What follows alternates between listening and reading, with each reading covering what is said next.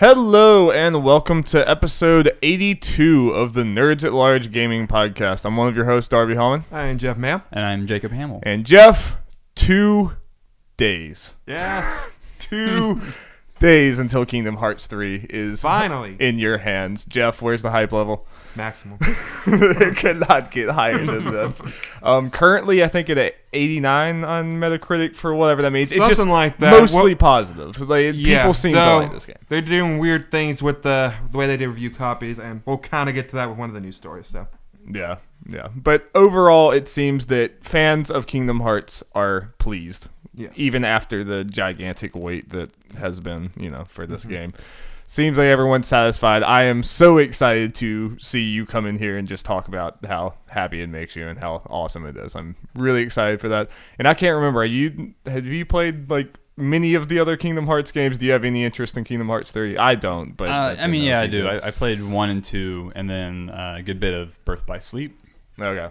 But not Dream Drop Distance or any of the other ones. The 2.8 final chapter prologue. Which are probably super important to understand Kingdom Hearts 3. Everything is important. That DS game that looks like it's not important, it's important, man. That didn't when they're a trading card game that actually has lore or something. Yeah, they got Chain of Memories. Is that what we're talking about? I don't know. I just know there was some card game. Cards. Yeah, that one's kind of important, yeah. It's crazy when the spin-off card game is important to understanding the lore. I heard somebody once describe Kingdom Hearts as Japanese Twin Peaks, which is pretty accurate when I think about it. Yeah. Will they finally get to the Kingdom of Hearts? Will the light defeat the dark? I don't know. I've seen a few trailers. Well, the other big game that just recently came out, but unfortunately Jacob Hamill has not been able to play it because Best Buy screwed him over. Yeah. Was the Resident Evil 2 remake. Yeah, I wish I could talk about it, but it didn't happen. This is what I feel like this happens like way too often with video games when you pre-order them from any of them, Amazon, Best Buy, or any of them. That's why, like, if I'm going to get a game physically, I've just given up on that. If I want it day one, I'm just going to go to a store because that's such a more assured way of getting it. Yeah, I wanted the deluxe edition, and so I went to several stores to see if they had it in stock, and none had it physically. So that sucks. Well, luckily, normally for me, it's usually no problem. I just go in there and just pick it up, no problem. The No More Heroes Travis Strikes Again I got last week or whatever was a little late, but hopefully that doesn't happen with Kingdom Hearts. I've gotten multiple Amazon games that were like a week late. Like I know when I got Ratchet and Clank, I think it was like almost 2 weeks late or something like that. But I've always done Best Buy. Yeah, but so we will definitely get Jacob's opinions on that in the coming weeks at some point, and that will be exciting. And Kingdom Hearts next week.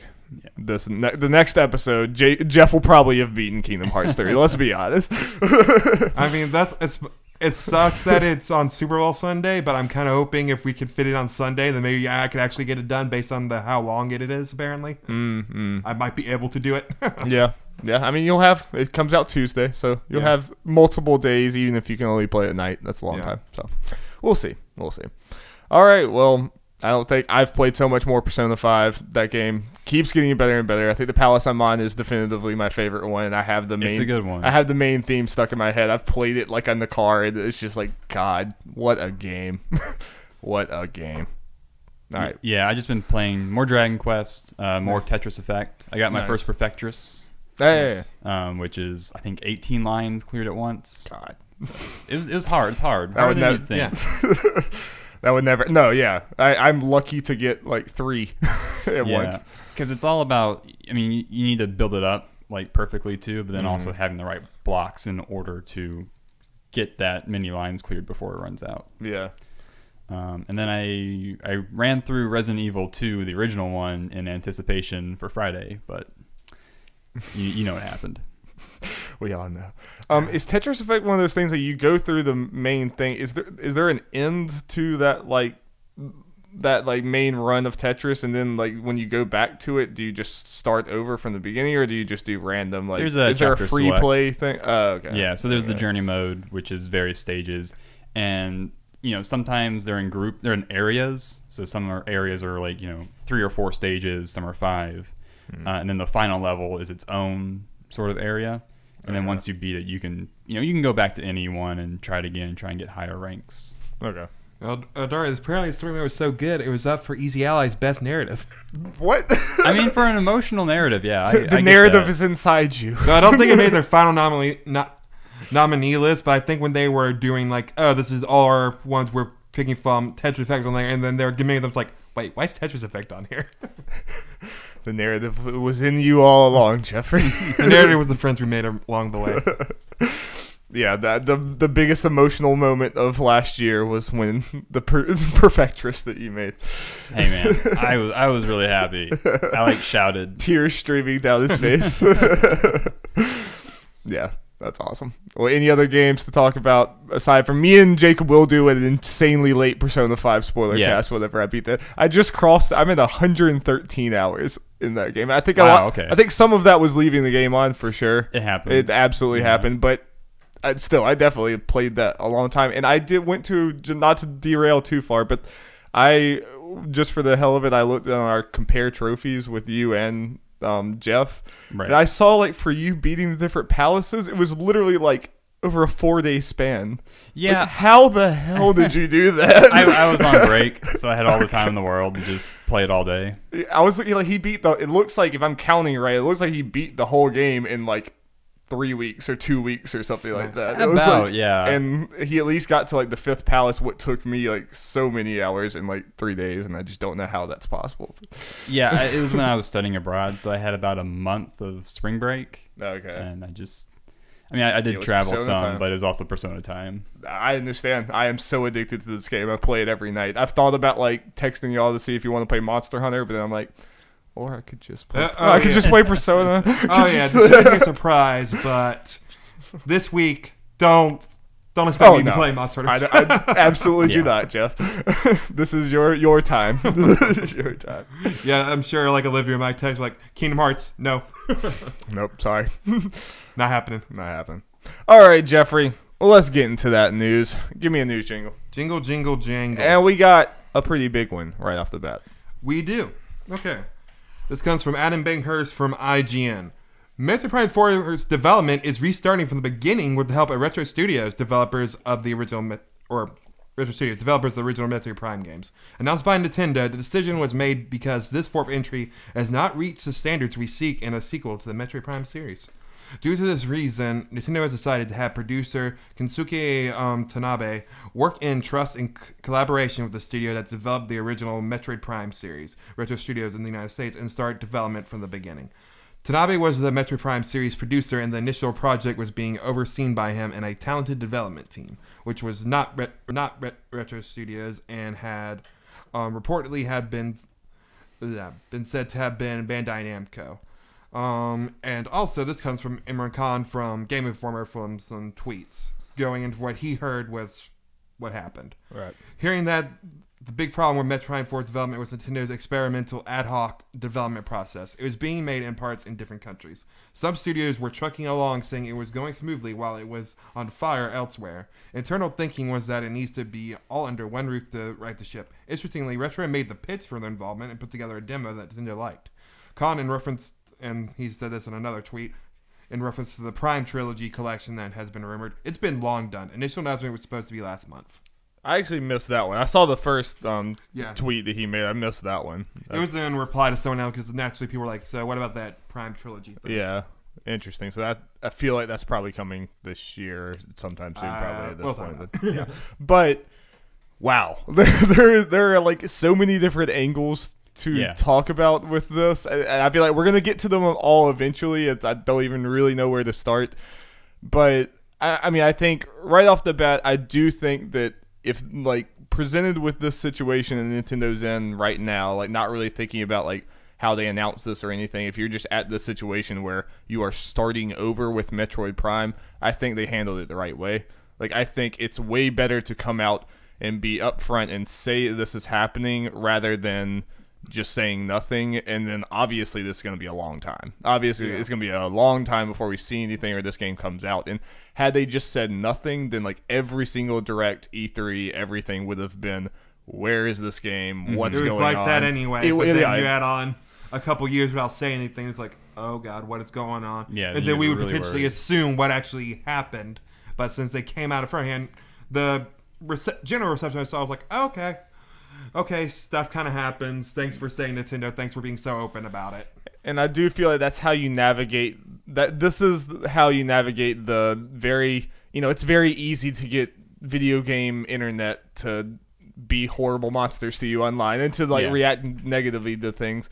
But this was very bad news, but the way that they were very upfront about it and said this is where they were going, this is what to expect and everything. Most everyone I've seen has been understanding with, Of course, there can be some people that are kind of more upset about it and everything, but yeah, generally, when I saw that video, I was like, oh no, the internet's gonna be really mad. No, it was actually pretty chill about the whole thing. People want a good game. Yeah. As soon as you click on that video and it was just like the guy in a just white background, it's like, oh no. Yeah, I think what also helped, people be more accepting of this is the fact it went from, who knows who the developer really was. We assume it was Bandai Namco, but we don't know. But it went to the original Metroid Prime developers, which probably helped ease the pain. If it was the other way around, went from Retro to someone else, people probably would have been more upset. Yeah. Yeah, I agree with that. Yeah. But that also definitely leads to many other questions that spiral through my head. One of them is, what has Retro been doing this whole time, and why was it so not worth it that they could just drop it and start a whole new game now? And that's the thing. I think people are kind of maybe overreacting a bit. People, I don't know. No, that's what I'm saying. We don't know, but people are meaning oh, well, Retro obviously dropped their game. I don't think that's what necessarily happened, or this confirms that. We don't know Retro's situation. There was a tweet from someone who used to work at Retro and left in 2015 saying, oh, I wonder what happened to the project I was working on, blah, blah, blah, blah, unless they add another team. As far as we know, that Retro game could be done or about done to where they're finishing up polishing that, and then there's people, because they're kind of in the early planning stage of Metroid Prime 4 based on what we know. Oh, they said start over. So they don't need all hands on deck right now to do that. So they have people polishing up, and you assume other people that don't need to be there just planning out Metroid Prime 4. So I don't think this means that what Retro's been working on the last 4 or 5 years or has been canceled, like people have been kind of jumping on for the most part. Yeah, it's been enough time that if you said that whatever they are working on is almost done, that's very believable. It's definitely been. Yeah, I think in a way this is more exciting because, again, we don't know, but I think this means more likely we're getting Retro's whatever game it is probably this year. I'd imagine so. Or at least announced.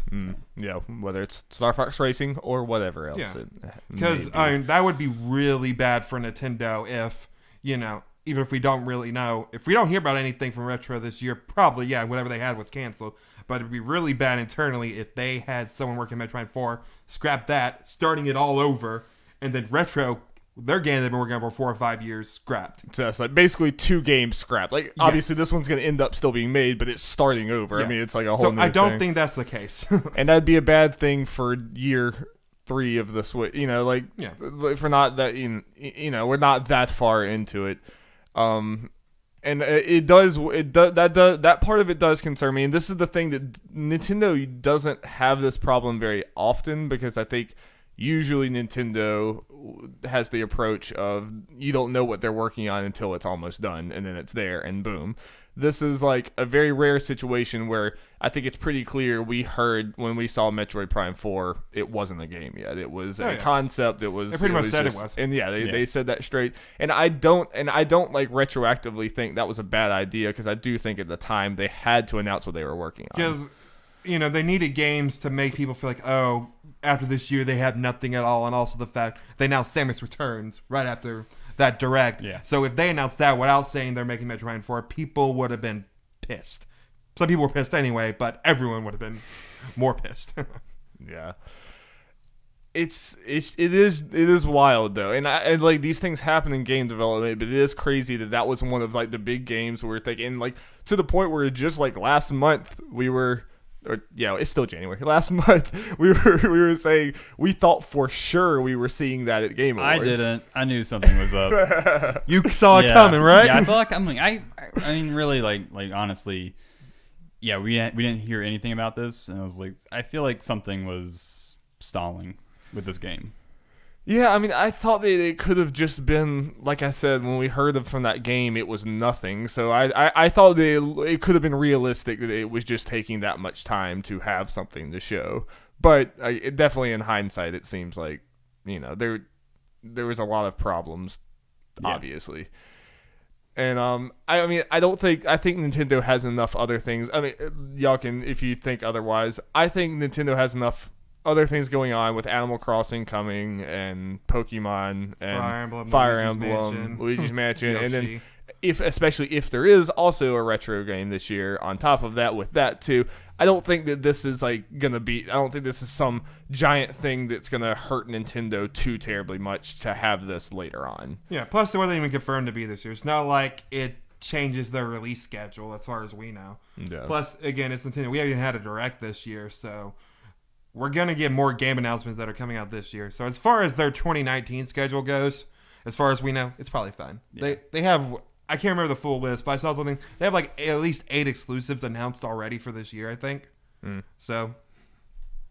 And the Metroid Prime series, that's a first-person shooter, right? Yeah. So, I mean, this is probably for the better because Japanese studios typically, that's not a genre that they really specialize in. That's more of a Western specialty. So handing it off to retro is definitely the right move. Right. And it's, the people who've done this before. Exactly. In this series, it's kind of like, this is what people wanted all along. We were just like, okay, we'll see how this goes with Bandai Namco or whoever else it is. Yeah. But, I mean, I think everyone would have already felt more comfortable if it was in Retro's hands to begin with. It just does kind of suck that we had to it sucks for Nintendo and for the fans and everyone. It kind of seems like there was 2 or 1.5 wasted years on this project for it to kind of. I mean, it's wild to hear just them say starting over development on Metroid Prime is just a wild thing. One way to look at it to make it sound a little more positive, at least as far as we know, it wasn't 1.5 wasted years. Wasted by a Nintendo studio. This is true. Yeah. So this doesn't really necessarily change their output that much at all as far as the internal stuff. Assuming Retro's game is what they've been working on is not canceled and it is coming out. Yeah, which I do really hope so. And I'm leaning towards it's more likely to be that. That's probably a likely thing. Yeah, I mean, because otherwise, it's just been so long. We haven't known what they were working on. They were obviously working on something or several somethings. Something was going on there. And, I highly doubt it would just be, the Metroid Prime trilogy. I'm sure that would be some other studio that's working on that port. So Retro had to be working on something unless they just had a bunch of turmoil with that as well, which is possible. We don't know. Yeah. But we'll have to wait and see. But I do think the smart thing to do if Khan is right and Metroid Prime trilogy is pretty much ready to go, put that out this year to kind of be like, all right, we know you're disappointed that you have to wait, but here is the trilogy on Switch. They probably maybe wanted that to be closer to Metroid Prime 4, but I think that ship sailed. I think you just go ahead and put it out. And I don't know if they'll do that, though. I think they'll want it to still have it close to it to kind of, at least closer to it than this year to kind of hey, here's your Metroid Prime kind of fill or whatever, and to make sure people don't forget about it and that kind of stuff. Well, if they're good, I would do it this year, even if it's later in this year. I would still get it out this year. But I guess it also depends on just how everything else is going for the Switch. Yeah. I mean, the Switch is still selling really well, so it might not necessarily need it. But especially if you're just sitting on it, I don't know. Yeah, Nintendo sat on Game 4. They sat on Mario Odyssey for half a year. Yeah. And apparently Super Mario Deluxe, whatever, the one that just came out this month, was done for over half a year or something. I mean, so they'll do it. Sometimes that's smart. That was very smart for Odyssey. If that came out right alongside Zelda, it would have been what you doing? I mean, I know people like to shit on Nintendo's lack of first party titles, but they have more than anyone. But they also have their title. They have a lot of them, and they're all insanely good quality, and that's what I like. They have so many of them compared to. I know you can say Sony has the best overall. I mean, Sony's have high quality and stuff, but they're less frequent. Nintendo has a lot more frequent, so they gotta kind of pace them better and think as a business. Okay, what makes more sense for a business as far as being close to each other and as far as how far between them and all that kind of stuff. No. Not as simple as much of, hey, it's done, put it out. Or you could have 5 games in 2 months' time and then nothing else for the year. Yeah. But I'm kind of happy that people get to be excited about what Retro's working on, and the mystery is kind of, the mystery of it is gone. Like, we know. Well, not completely. We still the mystery of what have they been working on. Yes, but at least, this is going to be exciting for people when this does come out. And, Absolutely. Yeah. Though, I will say, I guess, before moving on, there's something potentially that people have mentioned, and some people who may not know may know. A lot of the people who worked on Metroid Prime, because Metroid Prime 3 was like in 2007, are not there. Yeah. So it's not exactly all the same people, or if any of the same people. All right. But at the same time, I know it's a different genre, but Donkey Kong Country Tropical Freeze, great game. So at the very least, we can expect great level design and polish. Yeah, they're talented, so I would not. Well, worry about Metroid that. Prime 4 is just a Donkey Kong Tropical Country Freeze reskin. It's actually a 2D game. Yeah. Everyone's pissed. Yeah. So this story seems like really bad news, but I think when you really think about it, it's good news. Again, I think promising. I think because it's going back to retro makes people a lot more happy about this than any others. It was bad news handled in the best way they could have handled it. I hope right this now. starts a trend from Nintendo and everyone when these kind of things happen. Just be open. That way, people will probably be less upset. Yeah, the video game industry is still really pent up on secrecy and hiding projects and voice actors not knowing what they're working on until the game is announced or whatever. All these ridiculous things. When that's just such an outdated, I think, mindset. It's a weird thing. Like, I saw people post on, share stuff on Twitter from Resident Evil voice actors saying, "Hey, the game's out, so I can finally say I'm playing this role." It's like, why couldn't you? Okay. I mean, I don't obviously I don't blame the voice actor because they're just following their contracts. But it's also like, why does this need to be a secret? But I mean, on the same token, we are at least me and Jeff are the same people who routinely say things like, Bethesda, you announced this game too early, or this was announced too early. This should have been waited. You should wait. And the hype culture of video games is also something that we partake in, and it's something that kind of is intrinsic with the whole industry. And at times it's exciting, but then also at other times it can get to people on internet being way too aggressive about something, or just the secrecy of the secrecy is cool for the crazy E3 trailer, but then it's less cool in other situations like this, Yeah, it is definitely a double-edged sword in that regards. A lot of people don't understand just how long it takes to develop games. And how it can change so much over that time. Yeah, I know some people are now saying, oh, then I guess Metroid Prime's coming out in 2021. I'm like, you may want to... We might get it late 2021 if we're lucky. I mean, starting over, the fact that they use that wording makes me think, usually those companies aren't going to say those direct warnings unless they mean it. We could be lucky, and they could just be saying that just in case. Retro could be looking at what Bandai Namco or whatever other team is. Maybe we should just stop saying Bandai Namco. Because if it's not confirmed, we don't know. Yeah, we don't know completely. Just whatever team is working on, they might get some of that, so they at least have a base. But they may not be we're not going to confirm people have the base, because then they'll think it'll come out a lot sooner. Yeah, it's just safer to say it's just starting completely over. Yeah. So, I got one more thing with this, which kind of may lead into the next thing. A lot of people also thinking because they announced this to get bad news out of the way, so they can have a Nintendo Direct soon. Because it makes sense from that standpoint, because if they had another Nintendo Direct without announcing this, it would be a whole lot of, where is Metroid? Yeah. But now they got this out of the way, so people won't be expecting that, and things could go a lot more smoother, and people can just focus on what they actually have. Yeah, this news definitely needed to come before a Direct, for sure. So this may mean we could be getting one soon. It may not be, because they still need to have some, because there's nothing for February, and we have Yoshi in March, but we have nothing beyond that. Yeah. Yeah, Nintendo was smart, and they did not pull a Square Enix where they canceled DLC on a live event.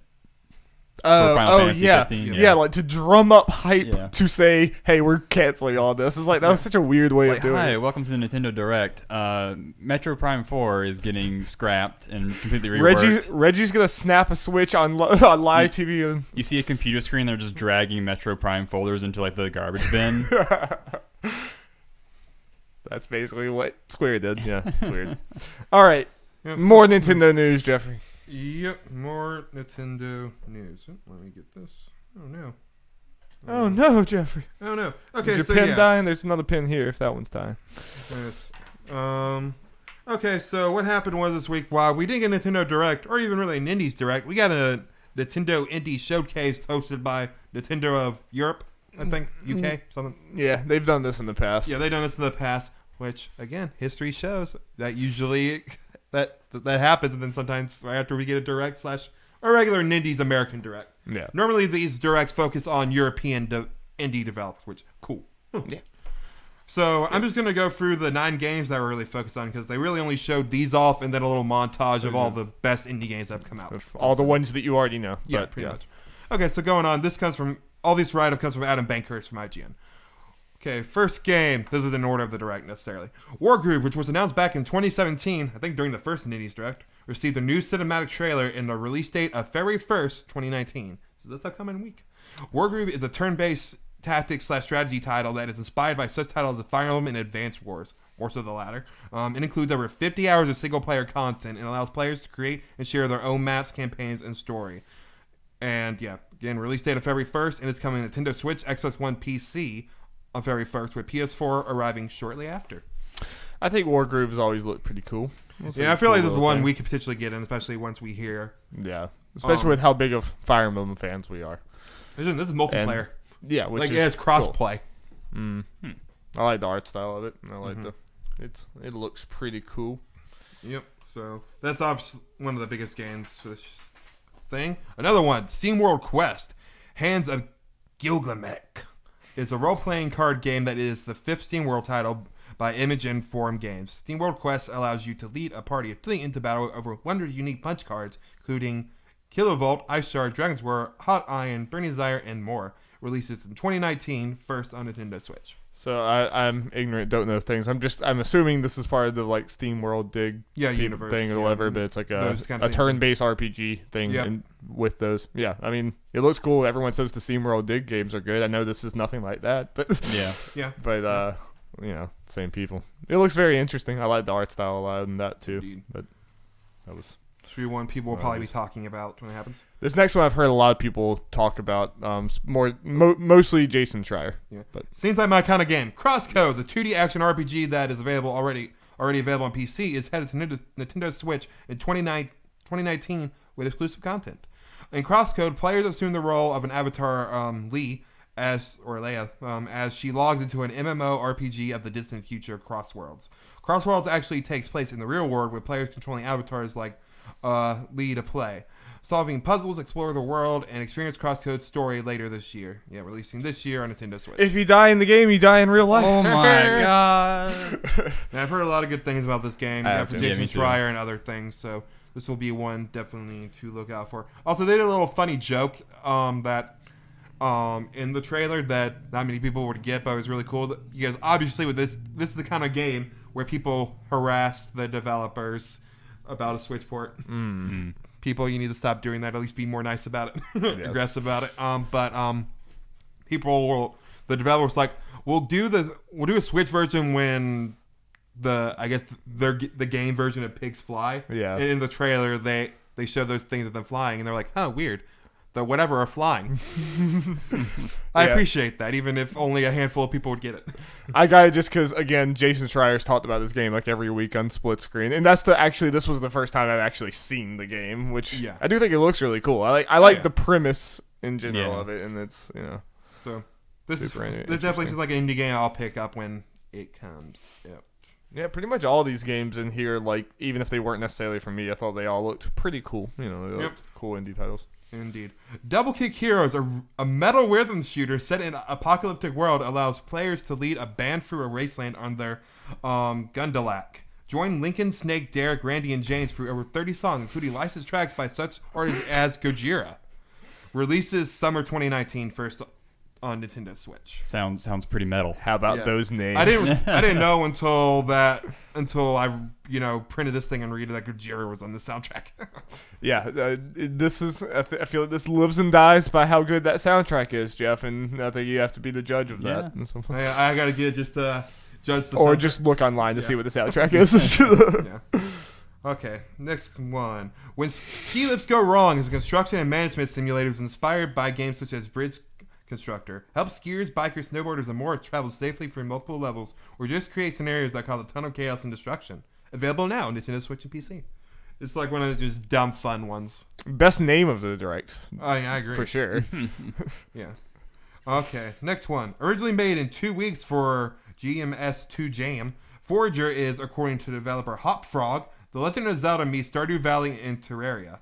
Explore dungeons, farm, fight bosses, manage resources, solve puzzles, and so much more when this title launches later this year. And the release, just coming soon on Switch and PC. That's actually a pretty good description. Yeah. This is one of those looking at it, it's like, it's one of those things, it's not for me, but if it's quality. If you're into those games. It's going to eat people. It's going to take up all their time. Yeah.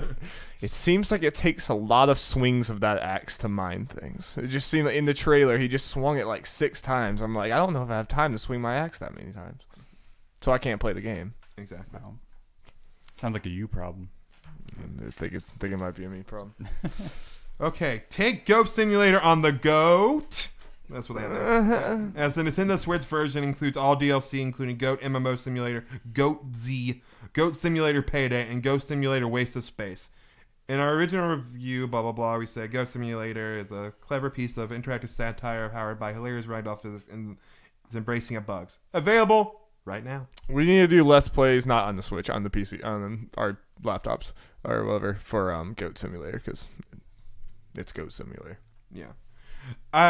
This was the first time, seeing the trailer, the first time in a while that I've actually seen Goat Simulator. Realized, wait, you can play the dinosaur now? When that happened? Hell yeah, man. And the microwave with legs. Yeah, I did play a little bit of Goat Simulator, actually.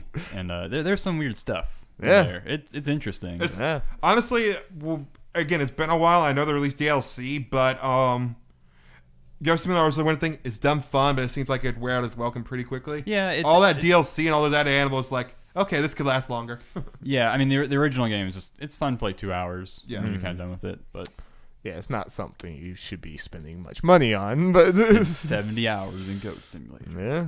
I think I saw people saying, I might be wrong, this was actually more expensive than it probably should be. I think I saw like $30, $40 or something. I'm not surprised. So, okay. Inmost is an atmospheric, story-driven platformer that features 3 playable characters, a knight, a creature, and a stranger, as they explore an old abandoned castle. Each character's tales are interconnecting and take place across 2 worlds. Releases this year, first on Nintendo Switch. This was definitely the one that I was most interested in, I think, out of all of these. Just vibe and like just sound-wise, and the art style looked really cool. Mm-hmm. It was like very dark and serious, and like these weird like demonic black-looking blobs. It looks very sad and interesting.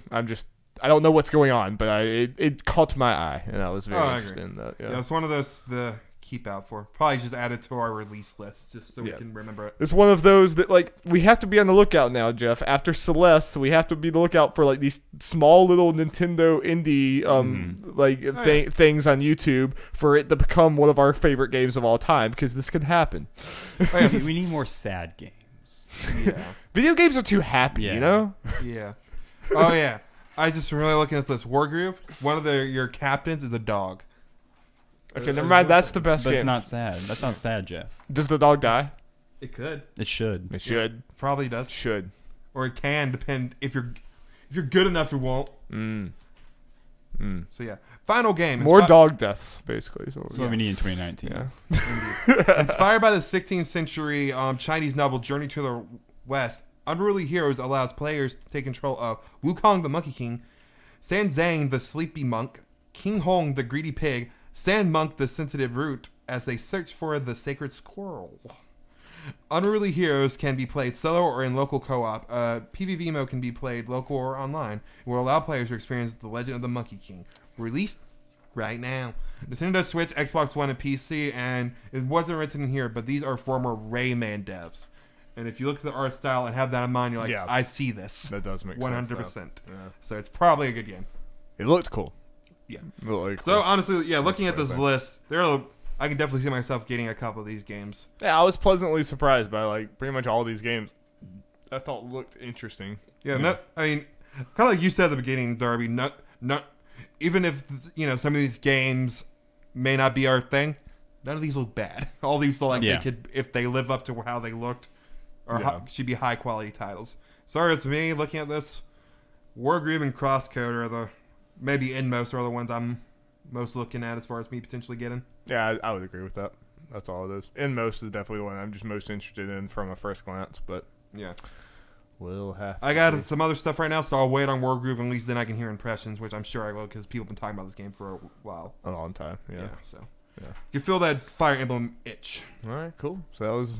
I'm disappointed that they called it Nintendo Indies Showcase. Nindies is an American thing. I know, but Nindies should be everything because it's so great. And it's great that the Nintendo Switch is the place to play indie games. Yeah. And that Nintendo is leaning into it enough to, like, they're giving the indies, like, sponsored Nintendo platforms to, like, announce their game and to, like, show off their games. It's not one of those, because, like, the Vita was an indie haven, but not because of anything Sony did. Sony didn't do anything to really support that. That just the community did it themselves. But I like that Nintendo is like, yeah, well, we're gonna make indies kind of an arm of what the Switch is, and I like it. And from the games that were in this, presentation, again, they all seem like quality games. Yep. Whereas, like, on Steam has like a lot of games. It's kind of hard to find these smaller titles that are really good and deserve attention. And obviously, I think the longer the Switch goes on, the more that's gonna not be true. That it's easy to stand out. But at least right now, it's still at a the good. very least, job at of least curating. if Nintendo keeps on doing these presentations like that, or at least are these quality titles, even if it's harder to find in their shop just by looking, they'll at least be brought to our attention. Yes. Yeah. So, and we might see some of these games again at the Kind of Funny Game Showcase. Yeah. In E3. But, yeah, if they're not. I expect what Jason Schreier to say to be true about Crosscode is the fact no one will really care or will suddenly be on everyone's radar the moment it's announced for Switch. Kind of be like Hollow Knight of last year. Nope. Seems to happen with a lot of indie games. Yep.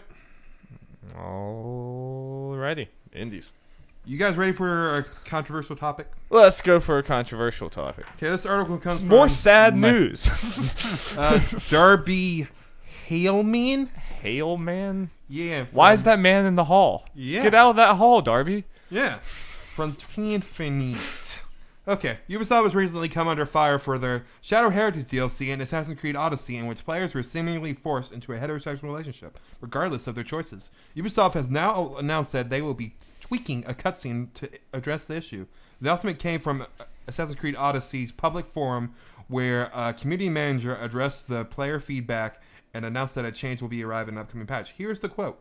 After hearing player feedback and discussing within the development team, we are making changes to a cutscene and some dialogue in Shadow Heritage to better reflect the nature of the relationship for players selecting a non-romantic storyline. These changes, along with renaming a trophy/achievement, are being made now and will be implemented in an upcoming patch. We've also been carefully looking at the next episode, Bloodline, to ensure the paths that players experience mirror the choices they make in game. End quote. This controversy arose from Ubisoft's story decision for the main character to have a child, which led players who were playing homosexual or non-romantic characters to feel left out. In a previous statement, Ubisoft apologized and admitted that they missed the mark. It's not yet clear when this change will be made or what the solution will be. However, Ubisoft stated that they wanted to present both utilitarian and romantic options for having a child, so it's likely the revised scene will focus on the utilitarian angle. So I'm guessing both of y'all are familiar with this whole controversy. Yeah. We didn't really talk about it. We didn't talk about it because I think we skipped the week it happened, and then a bunch of other stuff happened, so it's kind of like... We had like a crazy news week. Yeah. That's why we didn't talk about it. Yeah, but we can talk about it a little bit now. I think so. Yeah, if you're unclear, there was in the Assassin's Creed Odyssey DLC, the latest one. Their character has a child in it, and it's just something that happens in the story, and it was kind of like not explained. And obviously, people who were playing characters who that wouldn't make sense for felt like, okay, well, you just forced this on me after like 100 hours of playing this character the way I want. That happens, and I think overall, Ubisoft has definitely responded to this well. Like for it, if it it happened, but they immediately were like, nope, you're right. I think this is something that they were probably heads down development. It probably just never even crossed their mind, which is another problem. And I don't know their team, so I don't know the makeup of their team, but this strikes me as people who are not homosexual, or people who are not diverse enough, and and to where that wouldn't come into their mind writing the story. And I think it's an innocent mistake, but it also shows that the value of having a diverse team in your writer's room. Because if you do have that, ideally you would have someone who'd be like, hey, this doesn't make sense. You didn't realize it didn't. You're just writing the story, but hey, what about these people, you know? Yeah, and if their team is diverse and there were people on there that voiced those concerns and it was just ignored, that'd be really bad too. Yeah, and that's not okay. Clearly, we don't know that, but I have to think that that's not the case just from how quickly they responded to this and how quickly they were like, not only are we going to try to address this in the future, we're going to go back and actually change what happened here. It seems like an honest mistake, and I hope it's a learning lesson for them and teams going forward, that it's like, you need to, if you are presenting a game like this and you're like, your whole selling point is you develop your character how you want to, and you've developed it so that people can, and the full spectrum of how they want to make their character, you need to be having those people in mind. Yeah, and your writer's room needs to reflect the full spectrum of, character ideas. But, so I think it's unfortunate that it happened, but it sounds like they're, we'll see how people react to when it actually happens. And none of us played Assassin's Creed, so also a lot of what we're saying is kind of just from reading up on and just listening to people talk on a lot of stuff. Like, a lot of people who don't care, aren't LGBTQ or whatever, like, they could have handled this a whole lot better as far as like the in-game how it was portrayed in game. Yeah, and I could totally see, like, if I was in a situation where I'm just heads down writing this thing from week to week and like deadlines and everything, I could see me writing from my perspective and just writing through and it never even crossing my mind. But that's, again, shows how you shouldn't have all your staff in one mindset. You need to have conflicting ideas in something like this. If you're telling your one story, that's fine, but this is supposed to be a very open thing, so I mean, I think it was handled well, but it definitely is a problem. I mean, I think there have definitely been people saying that, oh, this is not a problem. I think it was definitely a problem. This is something that should have been taken into consideration. But people outraged that people were upset about this. You know how it goes. It's strange too, because from what I've heard of the base game, it seems pretty open in the relationships you can have with people in the world. So it's just kind of strange that this would be an issue, that this mistake was made in the first place. Yeah. I mean, maybe it was a different team. I don't know who made the biggest thing is, from what I understand, I think the whole having this child was a way to tie it into the future Assassin's Creed games to keep the bloodline going. What I have to say, just keep in mind, if I'm completely off base, this is what I heard. I've not played this game again. I heard something like, people brought up the whole bloodline thing, but I heard that because actually stuff that happened in games, the whole bloodline thing does not really matter with these set of characters. I don't know how Assassin's Creed works with the whole going back in time, or however that necessarily works. It's like your ancestor. Yeah, but I think I read something, they got blood from the character you play as from like a spear or something. Okay. So not necessarily your ancestor, like it has been. So what I'm getting at is the whole bloodline thing doesn't even matter. Yeah, it doesn't matter in this scenario. Interesting. And if I'm completely wrong, I'm sorry. That's what I've heard people talk about. We don't really know. But if that is the case, and they said that their intention was to make it, like this could be a utilitarian thing. That it's like it's not a romantic relationship. This is like a utilitarian. I want to continue my bloodline, which, I mean, in ancient Greece, that definitely would have been the thing. It would have been the I want to continue, whatever. But I could buy that if they do it right in this retelling, but we'll just have to see how that goes. Yeah, it was a weird time for this to come out because they were just announced as a nominee for GLAAD or whatever in their video game category. Yeah, which they came out and was also addressed this whole thing, but we'll see. Oh yeah, a little side note for that. Jacob, we're not nominated for that award? What? The Missing. Damn. I imagine because it was too small. Yeah, and just, I mean, I think it's easy just kind of to dismiss that game because, it's sweary, small indie game. I know. Looks kind of weird. Do you know what was nominated? I just can't remember. I think Pillars of Eternity 2 was on there, a couple of things. I can't remember. I just know The Missing was on there. It's like, oh, come on. Yeah.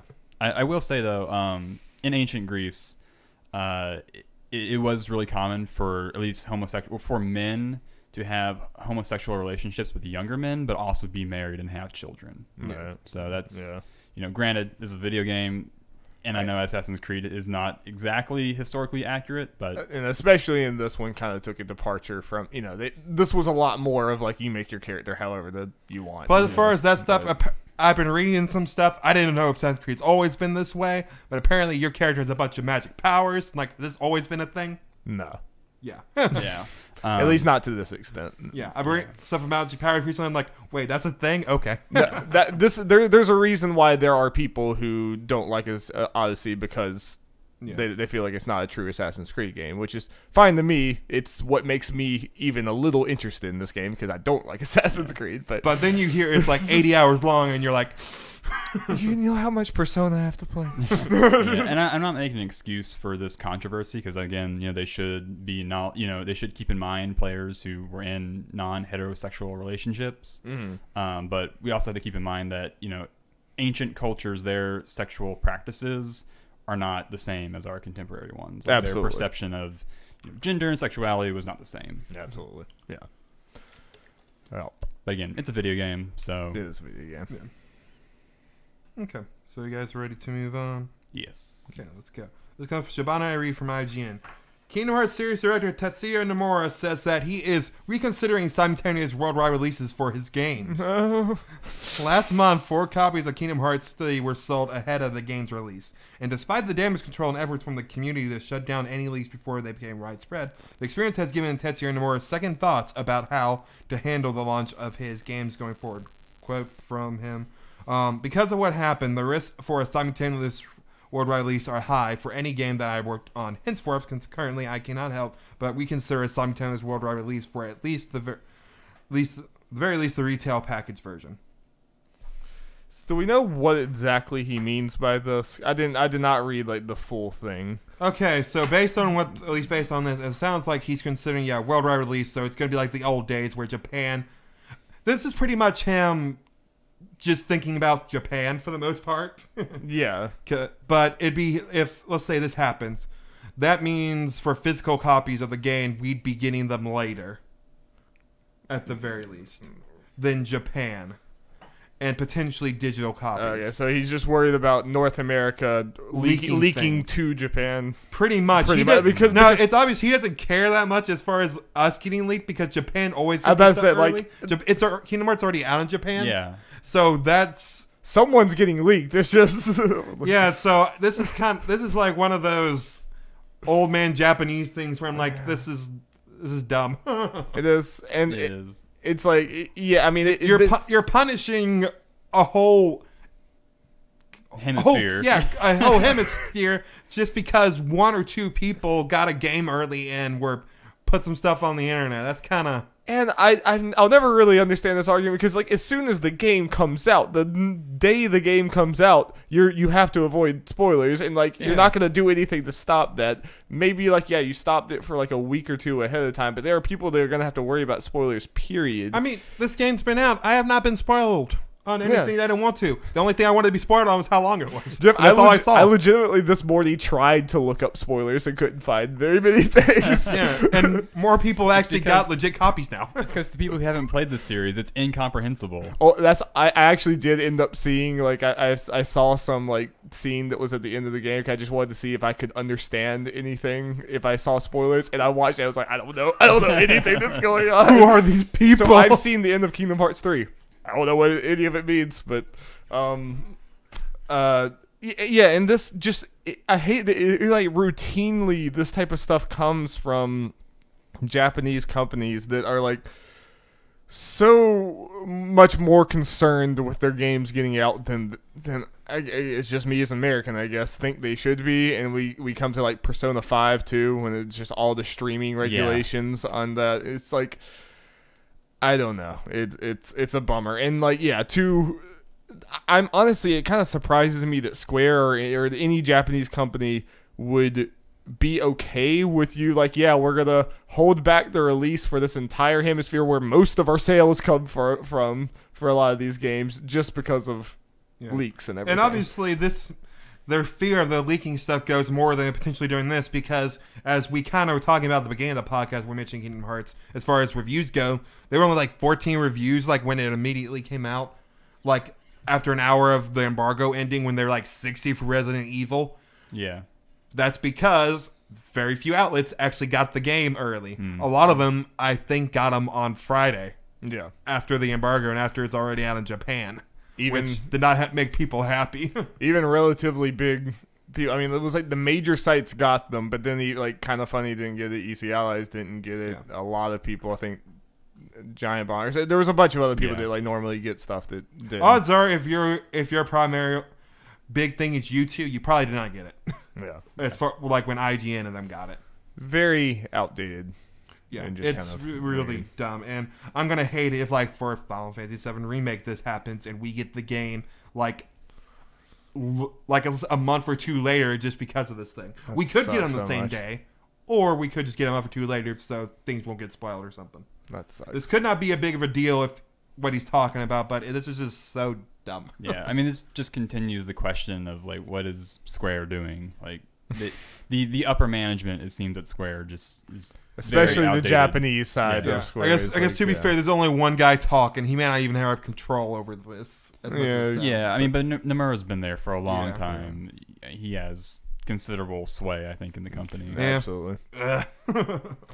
It's such a slow moving thing for any of that to get better, and it's like, I don't know. I have such a love-hate relationship with so many like JRPG developers because it's just like I love their games, but I hate the things they do around them. Yeah, I can't remember the exact detail. I can't remember off the top of my head. Something similar to this happened with Pokemon and stuff, where Nintendo was then or Pokemon Company or Game Freak. One of those people were very selective with who got in, when, and all that kind of stuff. No. It was a pain in the butt. I mean, it was a crazy thing when I'm looking at, like, who would look at Kind of Funny and Tim Geddes and think that we need to worry about what he's going to say about this game. It's like, no, give it to like, yeah, it's weird. I don't know. Let's move on. Do we have... This looks like happy news, right? Are we at the... Yeah, Resident Evil 2. I think it's all smooth sailing from here. Until we get to our main topic. The bloodbath comes out. Yeah, this comes from Steve Watts from GameStop. Capcom has announced a new mode coming to Resident Evil 2 after launch, which aims to add more longevity with repeatable missions and random elements. The Ghost Survivors mode will be free for all players, and it will be released in multiple volumes. A post on Reconsiders details the announcement from Capcom's launch event stream. Ghost Survivors will release across 3 volumes. The first volume will include the mayor's daughter Catherine and a USS member named Robert Kindo as playable characters. The mode is also said to include at least one new enemy type that doesn't appear in the main campaign. To keep the mode fresh, we'll introduce random elements and an in-game shop that lets you purchase upgrades based on good performance in the challenges. The RE2 remake will also sport the bonus Fourth Survivor and Tofu modes from the original, giving you a little more to do after you complete the main campaign. Fourth Survivor puts you into the shoes of Special Agent Hunk, while Tofu lets you explore the zombie-infested city as a big block of substitute soy meat. Tofu's the only way to play the game. Yeah. Now, this is all good news because all free. Yeah, definitely, and like that's what people want. Is a randomized mode to keep playing this game. So definitely like the right piece of DLC. Again, it sounds like the first thing's going to be decently substantial, especially for a free thing, and then we got 2 more volumes of that. And I know people really wanted Hunk and Tofu. Yeah, and a little information clarification. Robert Kendo is actually the gun store owner in Raccoon City. There's I think a third character who is the USS member. Oh, okay. Yeah. Get together, guys. Gotta get the lore right. Yeah, come on, Reconsiders. Hire this man. Or Reconsiders or GameSpot, one of them. Or whoever wrote that.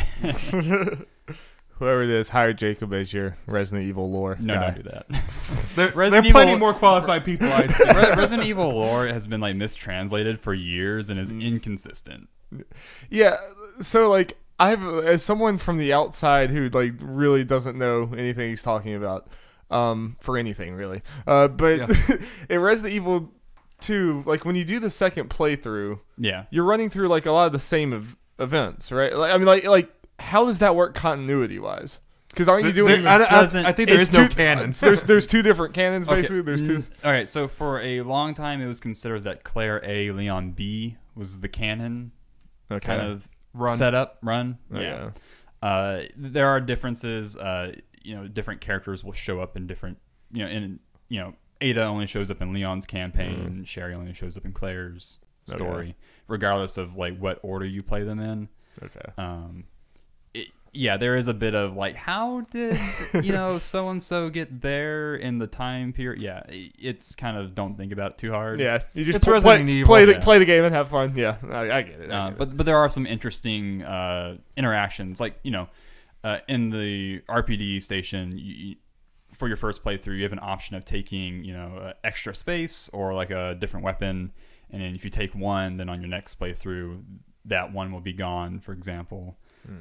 You have the option of sealing off a certain area of the police station, and then in another character's story, like depending on what area you sealed off, zombies will break through different parts. So there's an interaction, but the exact it's not perfect lining up. I think they took a lot of that stuff out for this one. I've read. Oh yeah, I don't know. I kind of stayed away from the fine details because I want to be surprised. Well then, sorry if I spoiled that for you. Oh no, man, you're good. I'm excited though. Cool. All right, more Resident Evil, now Jeff. Give me more. We need more, Darby. Okay, this comes from... Well, do we need this? I don't know. This comes from Nelly Andriva from Deadline. Resident Evil is headed to television. I've learned that Netflix is developing a scripted series based on the hit action horror franchise. Here, the series will be a Netflix global original. German production and distribution company Constantin Films, which is behind the Resident Evil movies, loosely based on the Capcom video game series, is the studio. Search is underway for a showrunner to shepherd the adaptation. No one is commenting, but I hear the plan is for the series to expand the Resident Evil universe and deepen the existing mythology. I hear the series will keep the basic premise, which also served as a setup for the movie franchise. The drama series will explore the dark inner workings of the Umbrella Corporation and the new world order caused by the outbreak of the T-virus. While the project is in early stages, the series is expected to incorporate all of Resident Evil's signature elements, including action sequences and Easter eggs. Jacob, any reason to be excited for this? I mean, when you think about video game adaptations, I think Resident Evil is really well suited to a series. Despite the movies? Yeah, despite the movies. Yeah, sure. So the movies that were loosely based, that's like the biggest loosely you could have. They're not Resident Evil. It's something else. But yeah, I mean that was more of a director, his vision, and giving his life roles. Here's a kind of different story, but we're using names of companies and characters and crap. Yeah. Right. But I think you have your characters. You have, they're gonna, if it's based on the old games, they're gonna be set in a closed environment, so that'd be pretty easy to shoot and finance. But what I really want, here's my pitch. Okay, for a Resident Evil TV series. Didn't know I was getting this. I'm excited for this. Okay, new characters, right? Okay, but it's about low-level Umbrella employees who have no idea about the whole evil bioweapon things, and they work like above an evil like bioweapon laboratory, and there's an accident that happens, and so like some of the scientists who are privy to that knowledge are temporarily moved into like the grunt level office space, and so it's like Resident Evil The Office. And then there's hilarity ensues as like the scientists try to like keep them from finding out all the horrible things. And there's like office shenanigans. So it's a comedy? It's a comedy. It's comedy. I mean, Resident Evil is at times a comedy. This did not go where I thought it was, but I'm very into it. Part of me feel like you'd be more excited they said straight up it was like an animated thing. I was going to say the exact same thing. I would like, if this, especially after Castlevania. Yep, after Castlevania, and now I am looking forward to the Devil May Cry one from the Castlevania people. Yeah, if this came out and it would look like it was in that style, I'd be like, hell yeah, let's go. Like a horror anime, basically, with Resident Evil stuff. I mean, I think like the whole horror and like the zombie thing would work better probably in live action. And the character designs. It's one of those things, it can, like if they get it right, but I feel like for a lot of these things, the chance of it actually being good increases when it's animated. Yeah, I mean, like I understand for like Castlevania characters, like it's hard to translate that into live action. Same thing with Devil May Cry. Like, oh god, don't try Devil May Cry. Do not try Devil May Cry. Yeah, Netflix, if you're listening, do not try it. Yeah, but like I mean, most of the characters in like Resident Evil are just wearing like SWAT uniforms or a jacket and jeans. But I definitely do agree with Jeff. Just that, like I think more like. When it's an animated adaptation of something, it just has a higher rate of success from past things like that. And just also, even if we just look at a Netflix example, Netflix did that live action Death Note thing, which is one of the worst things I've ever watched ever. This is true. So, like, and then Castlevania is really well done. It's like, Who knows? I already put it in here, but speaking of live action adaptation video game related stuff, we're getting Detective Pikachu 2. Oh, yes. Yeah, yes. you were there. Yep. So Before it even comes out. So I hope that's a good sign. Yeah. I mean, I think we all know this movie's going to do pretty well. Yeah, but I'm hoping as far as the quality. Because if it's quality, it'll have bigger success and sustained success and not drop off after like a weekend or two. I mean, movies like Venom don't really seem like they have much quality, but true, they kept going. Yeah, you're right. Yeah, but with this whole idea, I guess because it is about like the deep lore of the Resident Evil universe, that is a little worrying. It could be pretty. It also is worrying me miss. that isn't it? They say it was like from the same people who do the movies, the same company. I think they're. I think a different director. Like I just really hope the they same production and distribution company. they just better lean into the games instead of the movies. Yeah, but I think there is a different director. I think a new movie is coming out. They're kind of rebooting the movie franchise. Oh yeah. And I mean, again, the director. I think his name is like Paul S. Anderson. I think is the director. Yeah. So I know the name. That a lot of the horribleness of the movies come from him. So what you're saying is this series and the movies are going to be connected. I mean, like that's the twist, Jeff. Yes. I mean, the twist is that it was M. Night Shyamalan the whole time. It's in the Glass universe. At the end of the movie, you hear Ryan Reynolds talking, and Detective Pikachu comes out. Oh man. Kept you waiting. No, do it Who Framed Roger Rabbit style, and so you have live action, Resident Evil characters, and then you see animated Dante just come out. Oh my god! If I get the Capcom cinematic, exactly. There you go. And then we get the ones from the old animated Street Fighter movie coming out. And then the it's not a xenomorph. The thing from Stranger Things comes out. It's just all of Netflix. I would kill to see animated Dante, live action Leon, and then like 90s Kano fighting like Umbrella. Yes. They just like take him straight out of the footage from it's like grainy, horrible looking like Mortal Kombat footage. It's just like lit differently. Like yeah. All right, we pitched it. Just make it happen, Netflix. Speaking of Mortal Kombat, we should be getting some more Mortal Kombat news this week. Get hyped. Get hyped. Okay, next thing.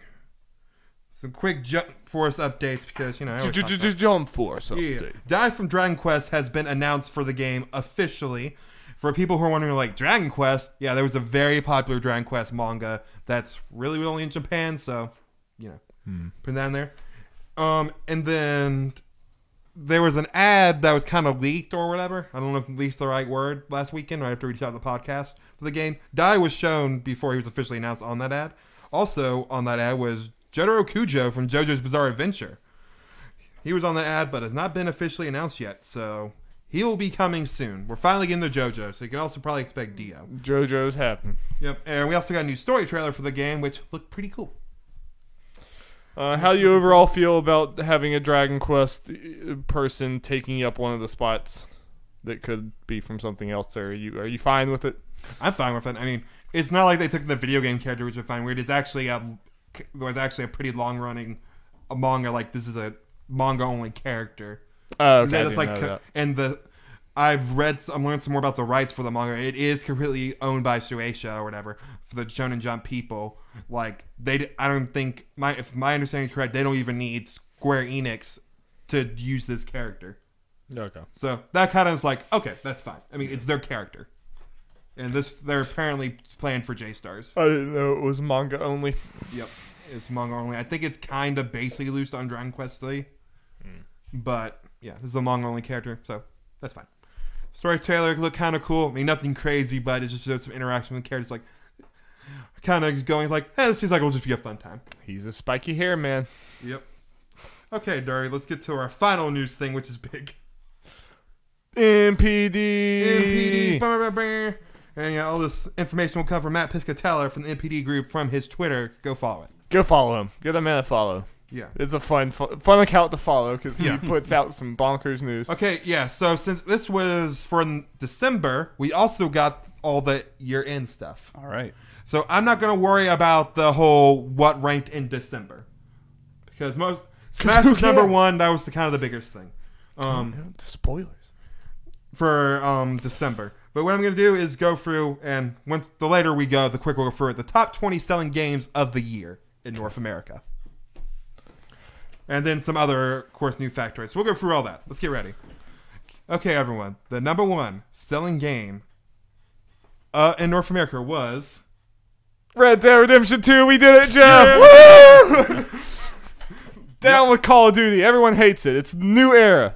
Yeah. Yeah, so Red Dead was the best-selling game, which wasn't a guaranteed because of number 2, Call of Duty Black Ops 4 was number 2. And also, 2018 marked the 10th consecutive year that Call of Duty is the best-selling video game franchise of the year. While Call of Duty wasn't the best-selling game like it has been, the franchise was still the best-selling franchise because World War II is also here somewhere in this list. Yes, yes, it is. So. Yeah. And it is worth noting that Black Ops does not include PC sales, so it could actually be number one. That is true. Weird that mark wasn't on here. I just remember. You are correct. Yeah. Okay. But regardless, Red Dead Redemption 2 was at least close enough there to be like right there. It's awesome. Yeah. Number 3, NBA 2K19. Not surprising, yeah. Now, I think it was the Easy Allies podcast brought an interesting point. Number 4 is Madden NFL 19. It's kind of interesting that normally it feels like football is more popular, but the NBA games are... Yeah, it is more popular, and I think that is a testament to how good the NBA 2K games must be. I don't play them. Apparently, they're really good. But the fact that NFL is definitively more popular. I mean, NFL is going down while NBA is going up, but it's still not even close. Yeah. NFL is way more popular sport, but this is a more popular video game, which is interesting. Yeah, I don't play these games, but the general consensus that I've seen is that NBA 2K is like the best sports sim that you can play. I mean, I know people have talked about like when Madden introduced like the story mode and a bunch of other things and they're like, oh look, Madden's doing that. NBA people were like, yeah, 2K's been doing this for years. Yeah. It's like so many things that and apparently also the MLB The Show is also really good, which is no longer a thing anymore, right? Or it was one of them is no longer a thing. I'm not some familiar. MLB games. I think that one actually is. I don't play these games, so like never mind. Yeah. Okay. Number 5, which is probably the biggest kind of story for this whole thing. For the game goes, Super Smash Bros. Ultimate number 5 all year after a month with no digital sales. And here's some other stuff. Number 5 for the year.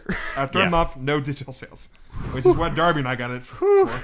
Package software launch month dollar sales of Super Smash Bros. Ultimate exceeded those of the previous best in franchise history, Super Smash Bros. Brawl, by over 70%. Super Smash Bros. Ultimate sets a new launch month dollar sales record for a platform exclusive in video game history, exceeding the launch month dollar sales of 2010's Halo Reach. Boys. People like to Smash. Jesus. And people were doubting Smash. I mean, I would not have thought that it releases... when did it release in December? It was like December... The 7th. Yeah, like... So you didn't even have all of December to sell, and it's the 5th. Well, it had pretty much a month because I think like the NPD doesn't always end like on the last day of the month. It goes in a couple days. I think it ended like on January 6th. Okay, so it had a month in the 5th of like best selling game of the year and the best launch exclusive of all time without digital sales. That's insane. Yeah. So like I want to know how much this actually sold. Like we just have like here's these things the good around news. it. I want to know the number. But. I think it might be this week or the next week. We're getting Nintendo's quarterly data. Yeah, which we will be talking about like we always do. So all right, what's your prediction? What do you think it hit? Because we saw 5 million in the first few days. I think is the only number we've seen. Was that for the U.S.? And it might have just. I think it was might have been 5 million for the U.S. Which is in like 11 days or something. Lord, I'm saying 10 million. 10 mil. Maybe. I might be overshooting it, but... You might be undershooting it. I might be undershooting it. Yeah, Spider-Man's at 9 million. Yeah, I think you might be undershooting it. I am probably undershooting it. I don't know, man. How much did Red Dead 2 sell? I know early 17 million the weekend. And that was early. That was like the week of. Right. So it's... Oh, yeah, I'm probably undershooting it. I don't know. Okay, let's put it this way, Darby. Well, let's do this. I think Super Smash Bros. Brawl is like at 13 million. Mm-hmm. Is Smash Bros. Ultimate already the highest selling Smash Bros. Of all time? 17 million. Oh, Darby going big. What you got, Jeff? You got 10? Okay. We'll see. Yeah, I'm probably undershooting it, but we'll see. So that's fun. Number 6, Marvel Spider-Man. Also, probably exceeded expectations. Yes, definitely. And Marvel Spider-Man finishes the best performing superhero game in almost 15 years. Not surprising at all. Nope. Everything we've seen. Though I guess you could potentially think maybe surprising with Arkham being multi-platform, but yeah, that is true. Yeah, I didn't think all that's like the only thing that could have competed. Yeah, that actually is impressive. I didn't think about that. Yeah. So, good job, Spider-Man. So, yeah, multiple people have said this. Like, Sony could have not have greenlit sequel fast enough, right? The moment anyone was like, okay, sequel, let's go.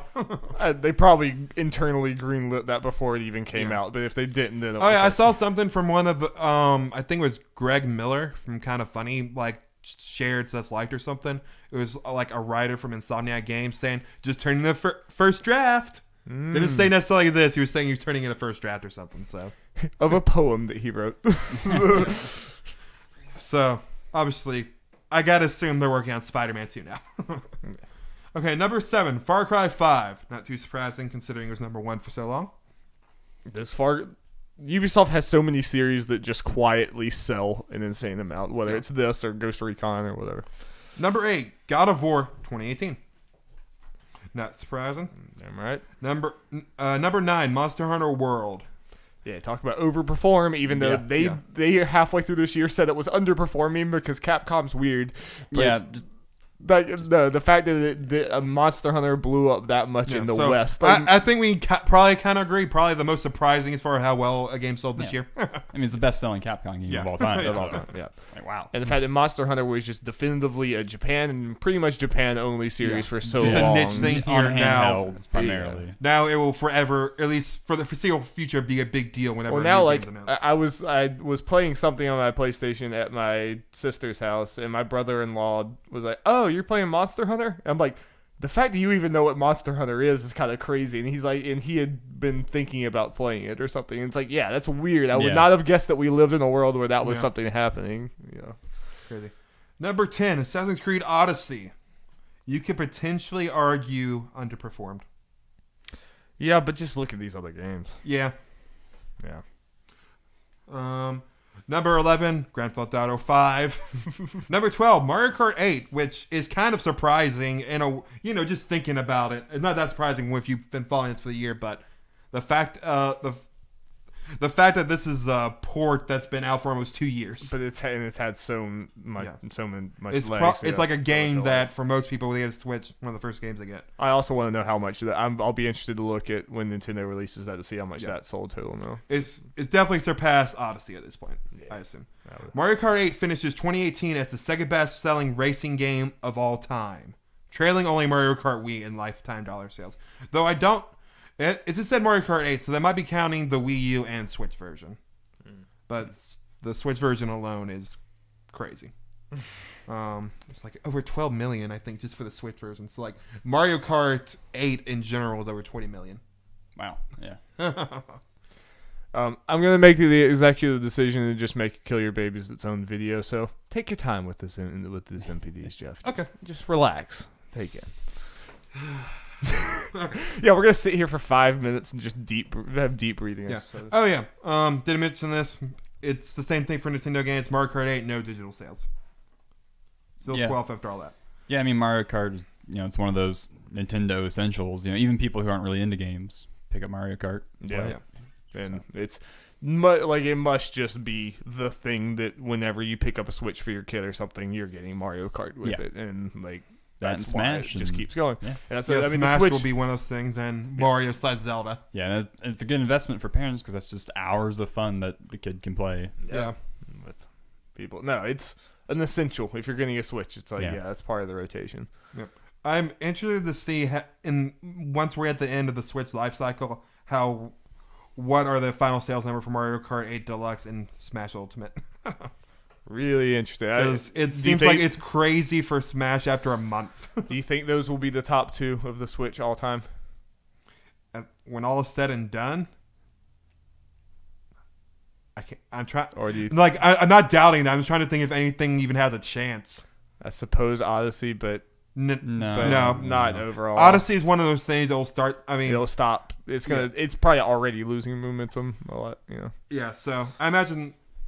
I feel like if anything has even a chance, Animal Crossing or Pokemon, probably. Yeah. If Animal Crossing is big of a Animal Crossing's sale potential is crazy. Oh, and Pokemon. I mean, yeah, Pokemon. The only thing that will hurt it is if we combine two versions together. Yeah, probably. But if we do it separately, like they kind of have on these lists. Yeah, but yeah, overall, I think Pokemon could definitely outsell them. Yeah. But those are there might be some crazy thing I'm forgetting, but those are the only two I can think of that have a chance.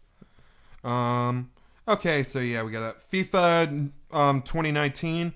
For some reason, that surprised me. Oh yeah, there's no PC digital sales, by the way. For that. For me, I always feel like FIFA's bigger, but then it's also one of the things like it's probably more of like a European thing compared to here.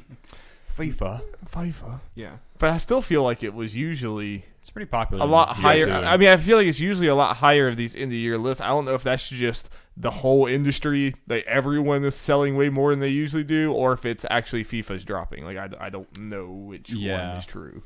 It might be a little bit of both, but yeah. Number 14 is interesting. Number 14, Battlefield 5. No talk PC about digital sales. You want to talk about underperforming? Yeah. Yeah.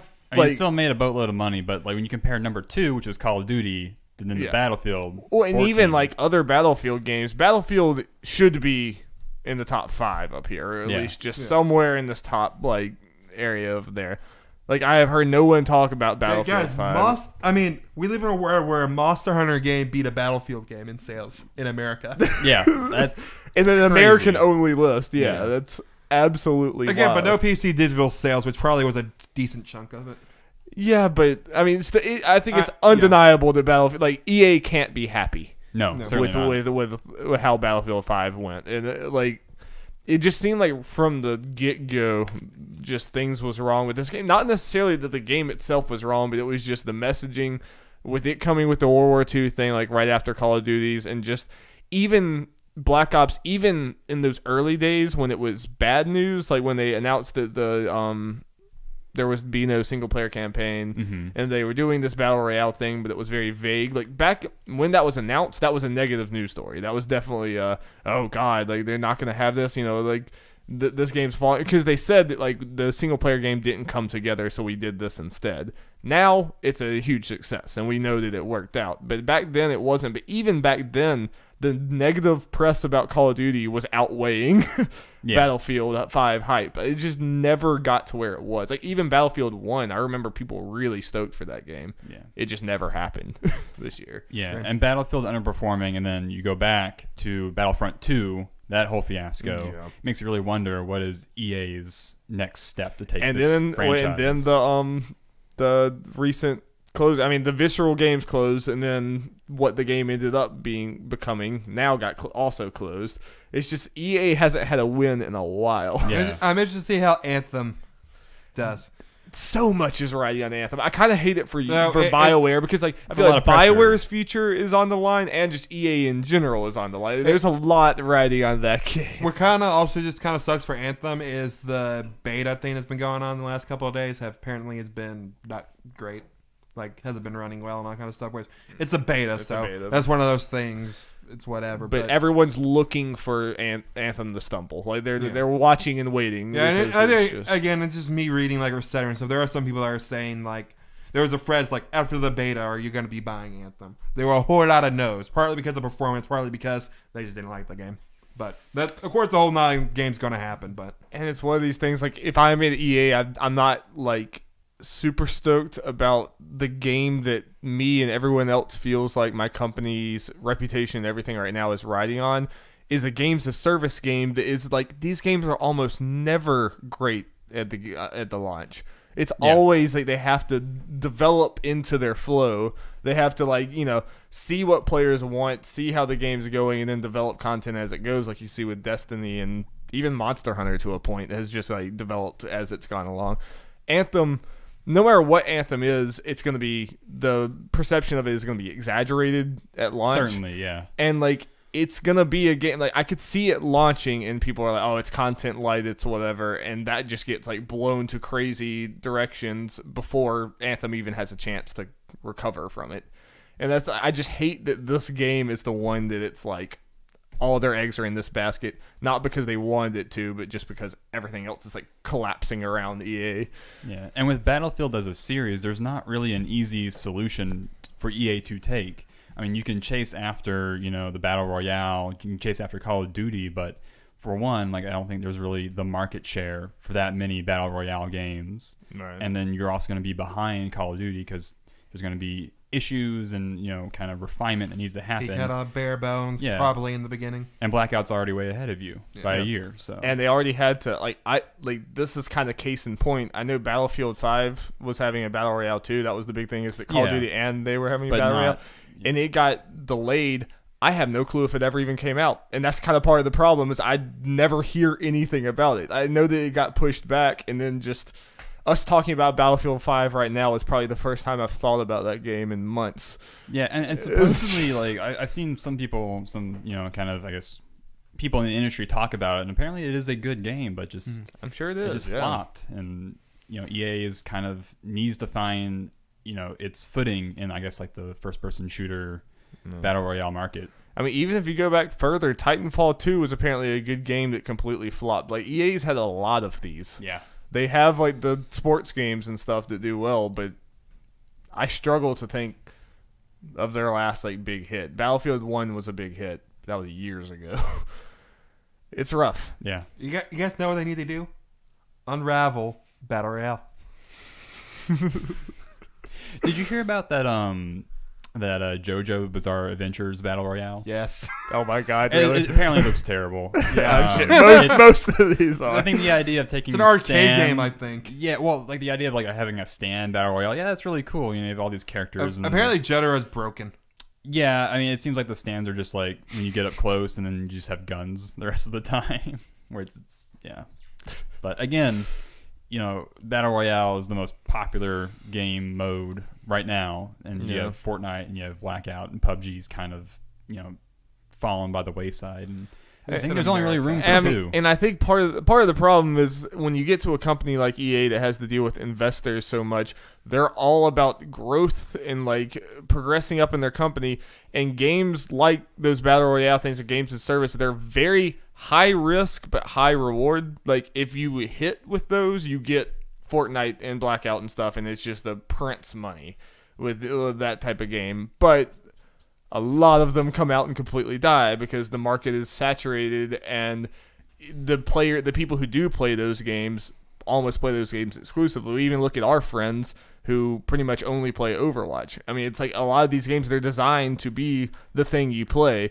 So it's very, very, like, what would be a lot, like, lower risk, lower reward, but more of a, like, sure thing would be the single player, like the Amy Hennig Star Wars project, that type of thing. But whenever you're talking to investors, they don't want the safe just go forward. They want to get promoted, or they want, like, the big returns on their money.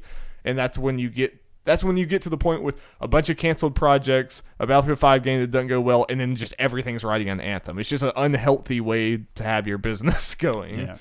And I think what this list shows is that, even today, people are chasing after the whole idea of games as a service, multiplayer, yada, yada, yada. But single-player games can still knock it out of the park. Red Dead Redemption 2, the majority of people who bought that game bought it for the single player. Absolutely. Yeah. And then you have God of War, Spider-Man, Odyssey, you still have Assassin's Creed Odyssey. Exactly. Single player games are still very profitable. You just have to give them the time and the care and the promotion to make them a success. That's what, like, single player is not dead at all. It still works really well. It's just a lot of big companies don't want to go there because you're not going to get the Fortnite type return on it. But you also have a lot better chance of getting a good return on it than, floundering out. When, you're talking about a little earlier about the Battle Royale games. It's now harder for a new Battle Royale to get in the thing. Sounds like now, if a Battle Royale game is going to break into the public mind or whatever, it's probably going to be from one of these big companies like EA. So that's probably it's going to be hard for like an indie game. That's what Call of Duty was able to do it because it's Call of Duty, and a lot of people were buying the game anyway. And then the fact that it had a good Battle Royale worked for it. Yeah. And I think EA should really again refocus on single player content because it's clear that the whole chasing whatever trend is not working out for them. Yeah. And that's how they can. I wish that we were at a place where we knew EA for these awesome single player experiences as well as the occasional Anthem and these other things. But So guys, we're gonna get a Mass Effect Battle Royale game, of course. It's happening. I play it. Okay, it wasn't a battle royale, but the Mass Effect 3 multiplayer was pretty good actually. So I'd be behind that. Gotta do something. Give me more Mass Effect. Anything. I like this I mean, if they wanted to do another Mass Effect game, whenever they want to do that, they want to add a battle royale mode into it. That probably wouldn't be a bad idea. Yeah, we just get to the problem of like, what are we focusing on with this game? I think EA needs to focus on a thing and just not try to, like, maybe let's not try to shove all these things into it. Let's just focus on telling like an awesome Star Wars story. Which I really, really hope that Respawn game is, and I have a feeling that could be one of their big wins. But especially if Anthem doesn't go well, then it's just like another big hit. Yeah. And then it's just like, I don't even know where we are at this point. And it's like, okay, I guess all the eggs are in that like Jedi Fallen Order basket now. It's just the next thing. We're always like, it's already on this. Nope, it's already on this. And it's just bad. It's bad. Next month's going to be interesting with Anthem. So super interesting. Reviews come out when people get their hands on it. And all it's kind of like Destiny. I don't play Destiny. Don't really have an interest in playing Destiny, but Destiny news fascinates me just because of how the game's constantly changing and how the roller coaster of emotions. So. Yeah, from its fans, they're pissed and saying it's the worst thing ever one moment, and then saying it's the best thing ever like the next day. He'll literally be like the next week. It's like, oh, Destiny's great. It's crazy. Hashtag Destiny's great again. Okay. I love that just turned into a giant topic about it. Was good. I like that. Again. Okay, so number 15, Super Mario Odyssey, no digital sales. Pretty good. Hanging on. Number 16, Call of Duty World War II. not the most surprising. Yeah. No PC digital sales. Like Blops 4 will be in here next year for sure. Kind of dropped down. It was in the top 10 for most of the year until the very end. Number 17, Dragon Ball Fighters. Yeah, I expected that to be higher. Yeah. Yeah, because it was there so long, but I guess we got a couple big releases at the end of the year, and then stuff like Mario Kart just sold in the holiday, for example. Yeah. Because we'll get to it. Nintendo Switch sold. Absolutely. Yeah, it just, I guess, didn't have quite the tail that I thought it was having going into the end. But yeah, I mean, I'm sure it still sold a lot. I mean, you know. Yeah. So. But speaking of Dragon Ball Fighters, there's the big tournament going on today. Their World Tour final thing going on today. So we should get some Dragon Ball Fighters news and Dragon Ball game news in general. Probably talk about next week. Sweet. Maybe find out that action RPG thing is. See if that's anything to write home about. Okay. Number 18, The Legend of Zelda, Breath of the Wild. No digital sales. Good for Zelda. Yeah, again, single player games are relevant, and big companies should not sleep on them. Yeah, no, I mean, the whole the single player dead thing is a joke, but at this point that we were considering that. I was bringing it, I can't remember what stopped me from saying it. I was going to bring up something when we were that last conversation, I think. Like, I like how the narrative that happened, like, throughout the last couple of years / going into this current console generation was consoles are about to die or going to be dead. Yeah.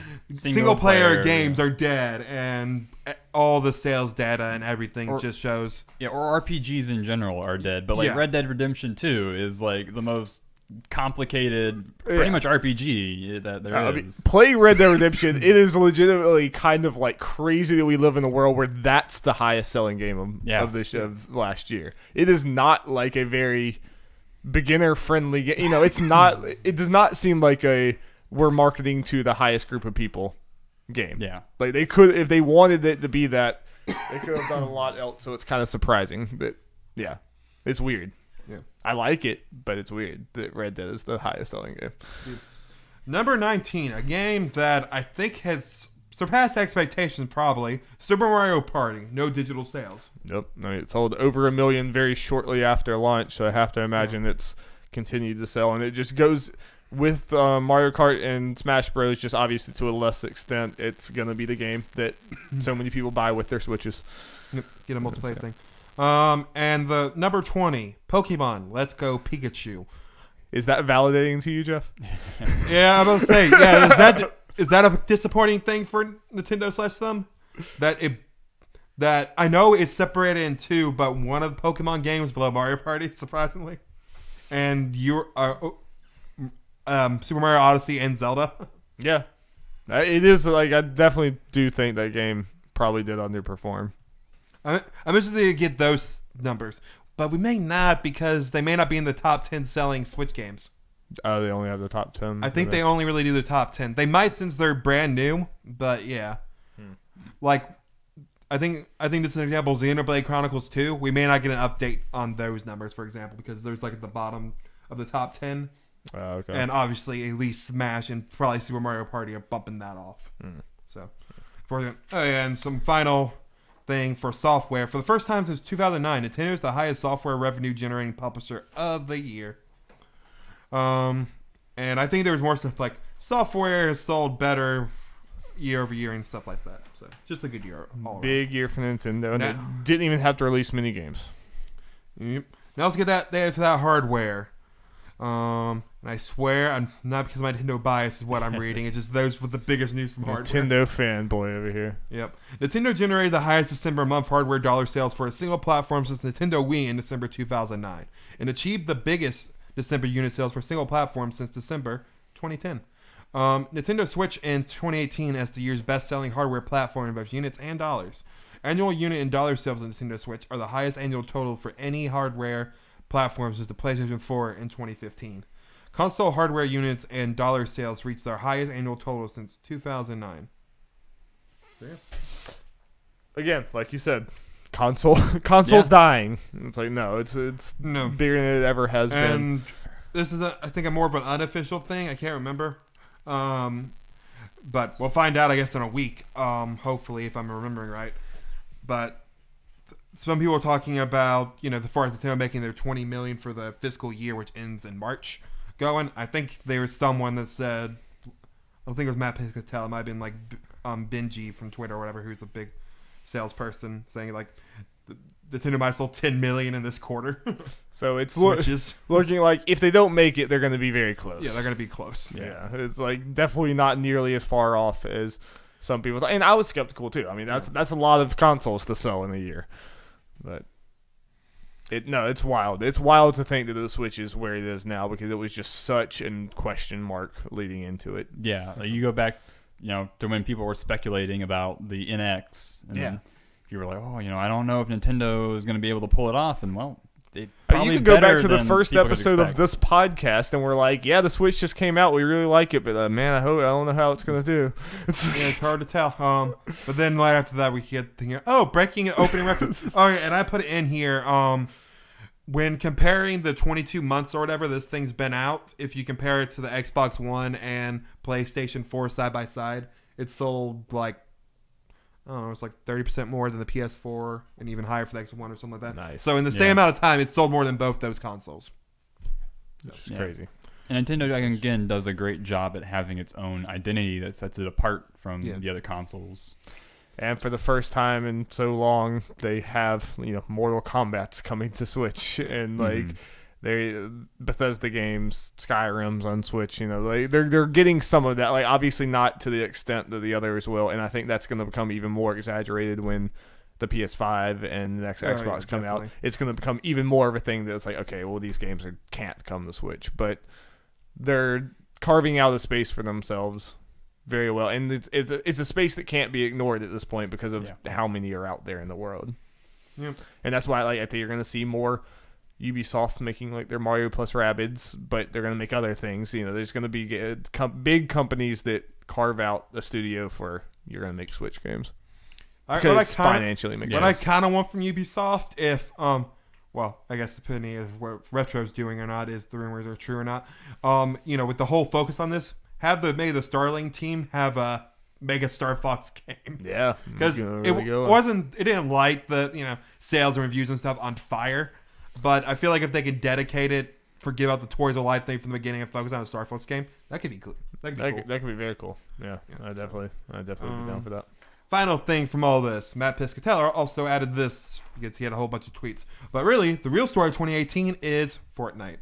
Its impact across hardware, accessories, and game cards cannot be overstated. Even though we don't track Fortnite software in its tracking, its impact on software overall is absolutely massive and has changed the industry.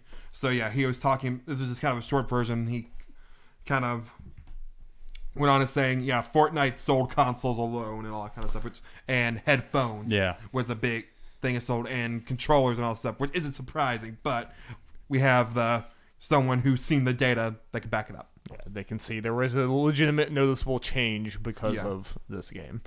No, I mean, like, we talk about all these other things. Fortnite's not the most fun thing for us to talk about just in our, like, niche of gaming, or, you know, just the things that we like to talk about gaming, but, like, definitively the biggest thing that happened this year yeah, no doubt. was Fortnite's rise. Like, there's no question in it. And I think we're going to see that influence for years to come.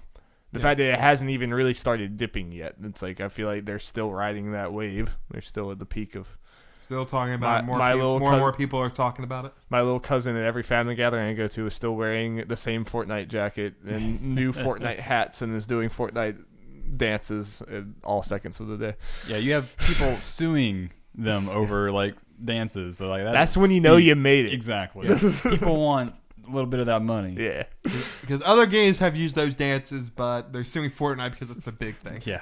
Give Carlton his due, damn it. I don't even think he would get the money. Would it be the Fresh Prince people? He doesn't own the dance. But he's just hoping for them to settle with him, which they might. But all right, can you stick around for the Kill Your Babies? Do you have time to time to do that? All right, well that's gonna be what we're about to do, but it's gonna be its own video on our YouTube channel, so go check that out.